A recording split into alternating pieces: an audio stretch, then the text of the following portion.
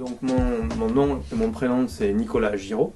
Voilà, je suis artiste plasticien. Mon nom d'artiste c'est Centaure, le nom que j'ai choisi, plutôt que Nicolas Giraud. Et je fais de la sculpture, de la peinture, de la gravure, du muralisme avec des grandes peintures sur de grands murs. Je touche un peu à tout.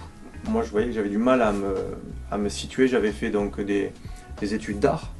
J'ai fait les beaux-arts entre autres, dont je suis parti. J'ai pas terminé les beaux-arts, ça m'allait pas trop l'enseignement qu'il y avait, c'était pas assez technique. Mais voilà, c'était toujours en lien avec l'art, ce qui me plaisait. J'aime beaucoup les monstres, peindre les monstres, des créatures mythologiques, parce que on passe notre temps à dire oh là là, c'est le mal, c'est pas bien, mais sans ces monstres, il n'y aurait pas de héros. On a besoin du mal pour qu'il y ait le bien, et je les trouve plutôt attachants d'une certaine façon. Et de même, ces animaux qu'on a tendance à dénigrer, comme les limaces ou d'autres bestioles, moi, elles m'attendrissent et je les trouve chouettes. Et les choses qu'on ne voit pas ou qui nous répulsent, et je pense qu'on devrait y faire attention. C'est peut-être pour ça que j'en mets partout.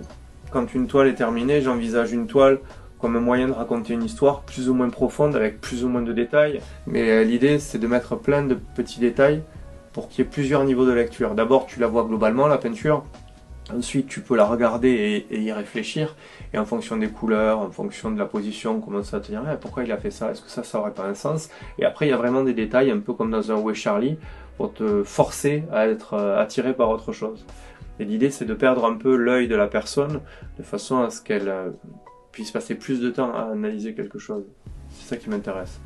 Aller dans son authenticité, même si c'est pas forcément parfait et que ça peut sembler